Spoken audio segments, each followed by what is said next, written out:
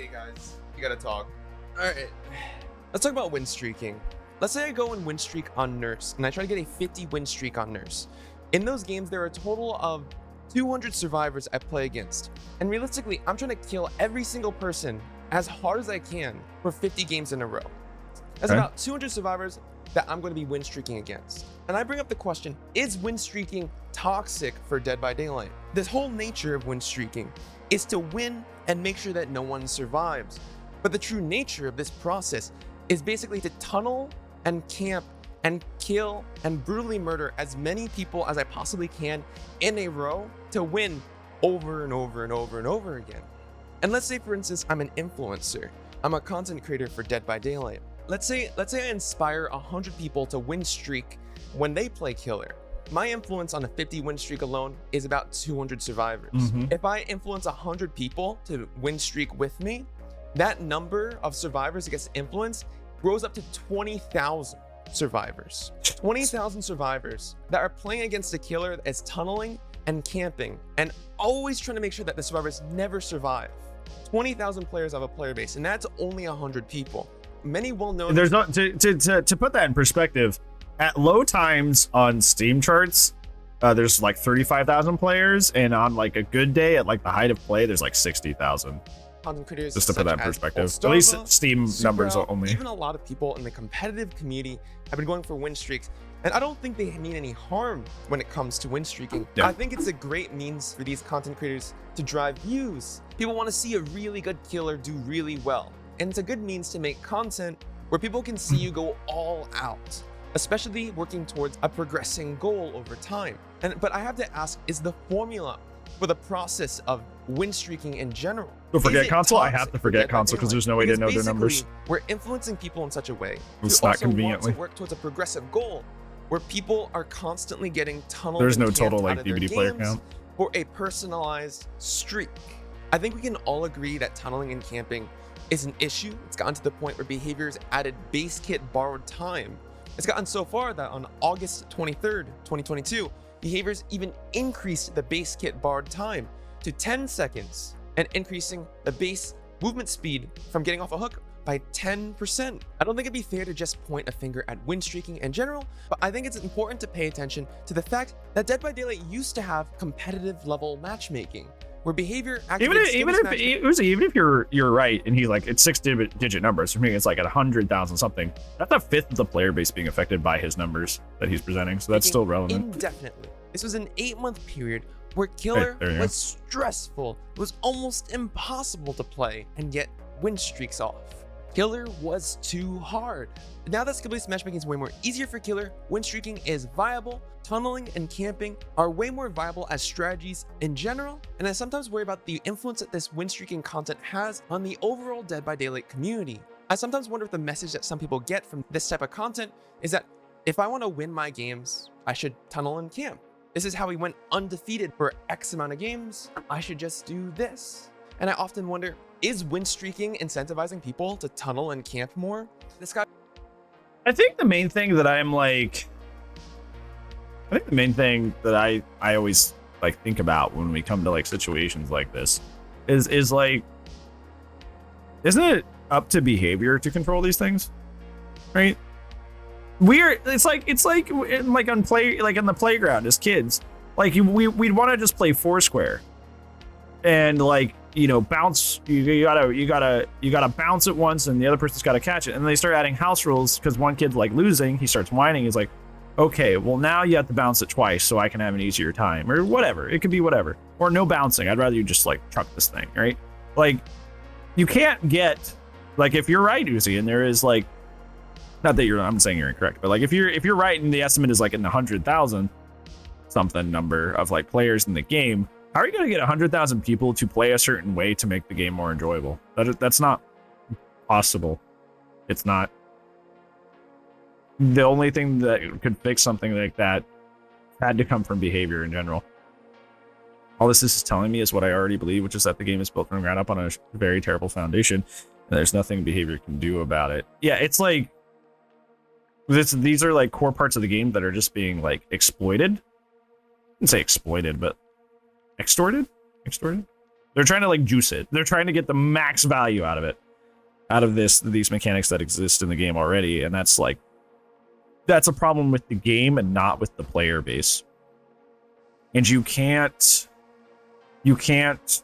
police over 100,000 people into playing a specific way. You just can't do that. And it doesn't matter.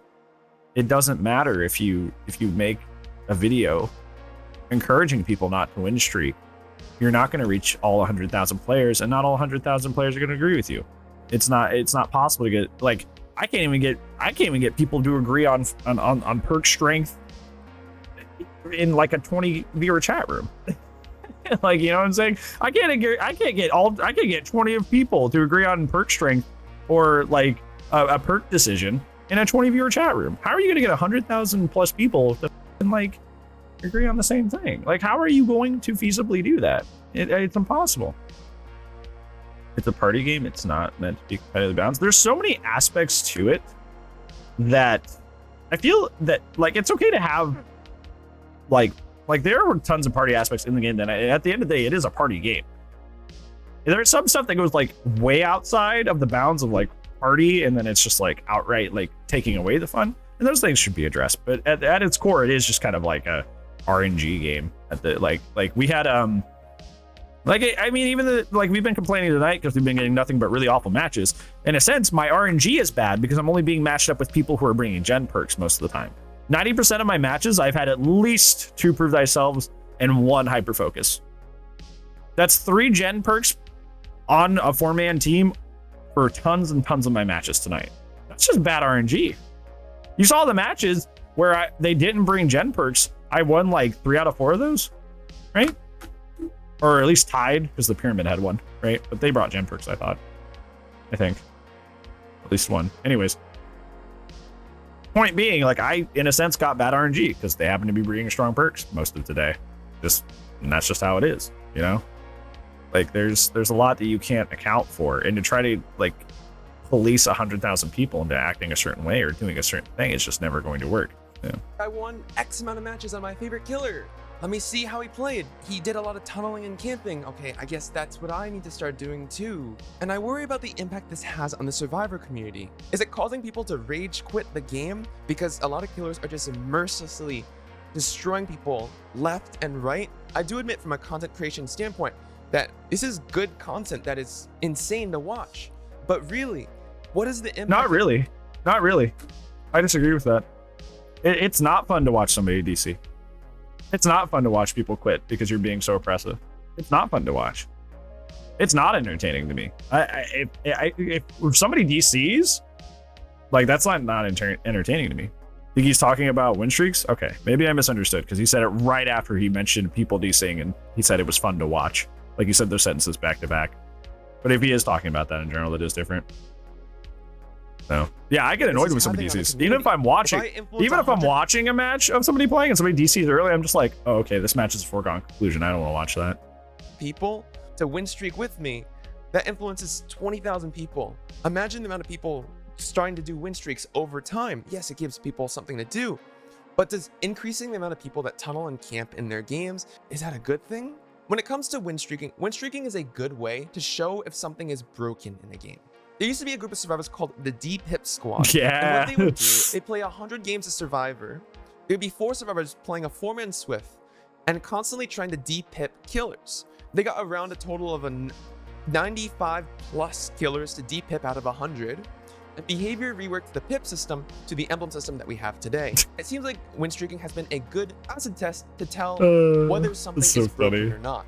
So what exactly does win streaking indicate when we're talking about? See, there's always funny stuff like that. People are like, bro, when I remember back in old DBD, that was the most perfect version of the game. And I hear so many like, there's this guy on my YouTube who does nothing but say like, bro, you're wrong. Anytime you say in most of DBD this has been bad, you only started playing in 2020. That's a logical fallacy. And it's like, I go back and I watch old DBD and I hang out with a lot of people who've played DBD since the game has begun, and I listen to the stories they tell. I literally watch old DBD and listen to old players. Like, it's not that hard. Like, and I hear nightmare stories about how the game used to be. Oh my god. Strongest and weakest killers getting win streaks in Dead by Daylight. Trapper, Blight, Nurse, Spirit, Huntress. And if win streaking is inherently an indicator that something is unbalanced or wrong with a game, I have to ask the question, is Dead by Daylight by design inherently doomed to be flawed due to its asymmetrical nature? Yes. I'd like to point a finger at the game that I started But is that okay? But is that okay? Because it is. It's okay. You can't win every game. Just by RNG nature, right? You just can't. Eventually, you are going to get a like what Otts was posting the other day of like a bajillion palette map, and they're all tied together and they're perfectly orientated, and you will lose eventually. You will lose eventually. It will happen. like, and that's okay. Okay. My channel with named Death Garden. Death Garden was released in 2018. Death Garden was created by Behavior and was a competitive FPS asymmetric game. Inherently, the game was designed to be killer-sided. And I had a lot of friends who played this game and thought it was fun. There was one issue that I had with the game is when people would start doing win streaks. Bro, I hate when people like jostle their mic. This is a really minor complaint, but like I hate when people jostle their mic because it sounds like somebody's like walking around me or like knocking on my door. And I start going like I start freaking out. And he's like jostling his mic. I'm like, like I'm trying to figure out what's going on. The underlying issue with Death Garden is that it would pair people who are completely new to the game with people who had hundreds and thousands of hours in the game. It's funny watching this now. Watching this after Troy put out his video talking about how the skill-based matchmaking works behind the scenes with the MMR, is that like 1600 plus is just kind of like free range. It's not as bad as this, but it's like we're in a similar situation. We're in a similar situation, which is funny because DBD has always been that way if you didn't know. Because like even with the rank system, rank 1 was the same way. I reached rank 1 at like 400 hours, something like that. But so was Otofu, Otts, Bronx. Who else? True Talent. Another big killer mains. Yerv. Scoot. Scott does, obviously. Maybe that's who you meant. Scott. People that have played for an enormously long amount of time in this game were also rank 1. So I, despite being brand new to rank 1 at like 300 and something hours, we're getting matched up with people like, yeah, like puppers, like Umbra. Or not matched with them, but you know what I'm saying? Like we are considered the same in terms of strength by the old rank system. Which we're clearly not. We're clearly not. We're being traded the same, but we're not. So it's kind of funny to look at the back end of MMR and see that once you're past that 1600 number, we're essentially in a similar situation we were with the ranks, which is cool. And it seems like win streaking exacerbated this issue. There'd be killers going for 500 wins in a row with 5 survivors. That's about 2,500 people having an unbalanced match. There are other people who would go for 300 wins in a row, 1,500 players going in an unbalanced match. Win streaking lifted up the rug on the imbalanced matchmaking issue and showed that there was a problem. Ultimately, this was one of the major contributing factors to what led to the death of Death Garden. And I'm wondering if we're seeing some parallels in Dead by Daylight. Are there any issues that are being exacerbated? Have any of you win streaked before? Anybody in chat, has anybody win streaked? I know it's a relatively small sample, but have any of you win streaked before? I mean, like seriously win streak, not like I played to win for a long period of time, but you literally hard set that I want to reach 50 wins today. No exceptions. Like you said, I'm going to hit this number and I'm going to do everything I can to hit this number of W's. That's what I thought. Exactly. That's what I thought. Trying to win 50 games of Mario Party in a row. Yeah, and I haven't either. I don't think I would be interested if we could get like stats behind this. If I focus that much on winning, I wouldn't have fun. Yo, exactly. Who's trying that hard? Good question. Pull my hair out if I try to win streak. Oh, I think like a 10 win streaks. Like, I don't think that's that. I think that's like more plausible and not like trying to like go hard. You know, like you could possibly win 10 games in a row very easily. So like, I don't know. I would want some stats behind this, because like, I'm not trying to like discredit him or anything, but like, I can't think of one person that I know that I know has like gone for a win streak. Even like my fellow like content creators, you know, like I think of like Tay, Reaper, Justin when he played, Manda. Like I don't know anybody who went for a win streak. Like I can't think of like any of my other like people who play Dead by Daylight daily and stream it daily that even have attempted a win streak ever. So I don't know if it's that big of a problem. Due to this win streaking culture that's arising, it seems like Behavior believes there's an Culture? issue with the tunneling and camping that's happening within the game, due to them increasing the base kit barred time effects when a survivor gets unhooked. I remember when Killer was brutally difficult to play due to the competitive matchmaking system that Behavior implemented. Win streaking was almost impossible during those times. Now that Behavior has made skill-based matchmaking more easier for Killer, where a lot of the community is learning, if I just kind of want to win, I should just tunnel and camp and play as merciless as I possibly can. Is that fundamentally an issue? Over time, I think by teaching a lot of killers that that's the best way to play Killer, I feel like a lot of survivors will suffer from that. But fundamentally, that's how Dead by Daylight is designed. The main issue here is that unlike Death Garden, this over-encompassing movement where people learn that tunneling and camping is the most effective way to play is a core gameplay. That's what mechanic. Toto just said. What happens when a lot of people just start doing it? The number one thing that I worry about the most, if win streaking is sweeping up the rug on the fact that Dead by Daylight is an asymmetrical game, and that fundamentally, this game is designed to be skewed, flawed, not symmetric, and if the solution is unfixable because tunneling and camping is a core mechanic of the game. But what happens when the players become too good at their role? You have killers that never lose. I worry that the win streaking is sweeping up the rug on the fact that Dead by Daylight is an asymmetrical game, and that would be a big problem in itself if the player base gets too good at what they do.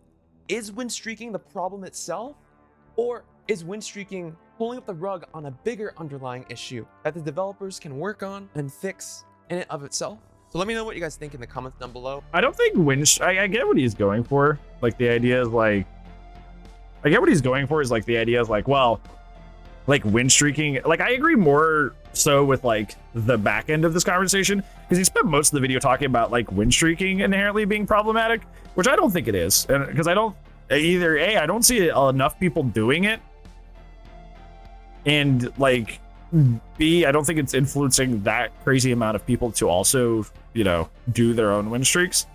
Later at the end, he kind of starts to like tie it together with like, well, more people are camping and tunneling because they see somebody wanting to win their games does these things to win. And even I was saying that earlier. You guys are like, I was trying to play nice, happy dandy, one slowdown or two, and not camp or tunnel ever.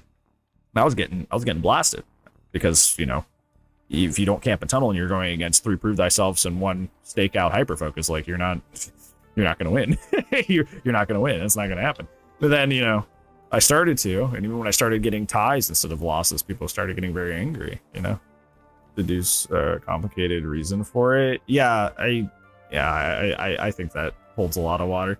Problems is balance skews gameplay so hard to the point where gens get rushed and people get rushed to death. It's always something that's always like, so yeah, because like this was a thing before too, right? Oh, thanks for watching. This was a thing before too. Like this isn't new stuff at all.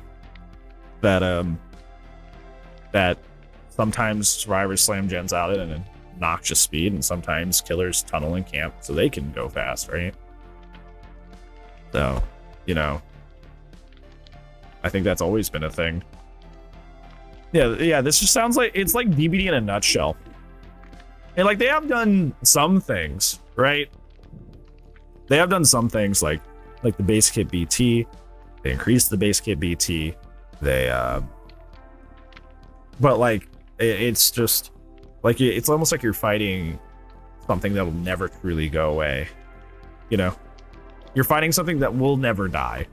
There will almost always be camping and tunneling. There will almost always be people who want to do their objectives more efficiently than the game is prepared to handle. And I feel like I said in the beginning of this video, there's no way you're going to be able to like corral 100,000 plus people into playing a specific way for the sake of saving the game or whatever the objective happens to be, right?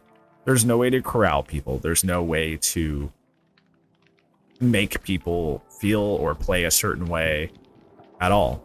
There's no way to do that. Some people, you've seen them. You've seen a lot of jerks tonight that are like that. It's like some people would do it just to be mean.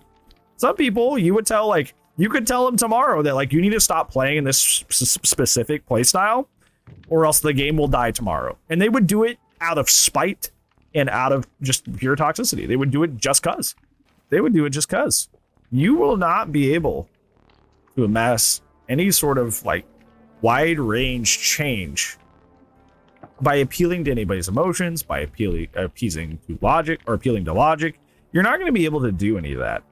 And it's why, like, I don't know. I used to, like, when I first got into DBD and I first started making a lot of content for DBD, like, I tried the same thing. I'd be like, I don't know why people do this. This is so dumb. I got plenty of videos where I'm trying to, like, convince people to stop doing this thing because it sucks, right? But it didn't matter. It never mattered because people are going to do whatever the heck they want to do. You may change some minds, but it's never even going to get close to the majority of the game's player base. It's not going to happen. It's just not. And the more you spend time, like, trying to, like, invest time in, like, trying to, like, change people's minds about a play style, like, I think fundamentally, if you're running, like, 3+ slowdown, I think you're kind of letting the perks play the game for you. That's just my opinion. I'm not gonna shame you or tell you you're like, you can't do that. I'm not gonna place down a fictional rule that you're not allowed to do that, right? Because that, like, there's no way that'll even work, right? There's no way I could ever convince 100,000 plus people to do that. Same thing with, like, I wish nobody would run prove thyself hyper-focused stakeout with a great toolbox. I think if I, in a perfect world, I'd be like, guys, that's cheesy. Don't do that. And I would try to implement a rule to not do that. But, like, I can't reach 100,000 people to tell them not to do that. It's just not going to happen. So why try to do it? Something that's good in the game if you're going to take advantage of it. Yeah, it's ultimately up to behavior to change these things. It's up to behavior to address these problems. And like, these appeal to logic or appeal to emotions, kind of like, I wouldn't say movements. That's a little too high. That sounds a little too high stakes, but I don't think that people trying to, like, I don't know, coax and convince and coerce people into playing a certain way for the health of the game will ever work. And if he's right, if he ends up being right, let's say that I'm wrong and he's right, that Winstreaking is going to kill Dead by Daylight. Then we just gotta say goodbye, because there's quite literally no way you're gonna convince those people. Quite literally no way. You're not gonna be able to do it. Get stroked a lot due to influencer opinions. Yeah. We were talking about that earlier, right? We were in that Dead Dog match with Pyramid Head. I was talking about how, like, I hang out with a lot of people who are Survivor mains, watch a lot of streamers who are Survivor mains. And I end up playing in a very, like, by the Survivor Handbook way a lot, because I'm like, I don't want to play in a way that I know, like, frustrates people that are close to me. But what I end up doing in that regard is, like, rooting my own fun in my own aspects, because, I'm doing the flip side. I am buying into their rhetoric and their perfect world or version of the game, I think that in itself is kind of like almost a sign, I would say, that, like, even if people did do that, it might be for the worst. Because we can all speculate. We can all speculate a bunch on what would possibly be, like, the best thing for the game. But ultimately, nobody really knows that for sure. Nobody knows for sure what the best things in the game are. So who knows if what we're being coerced into changing into would actually be even more deadly for the game.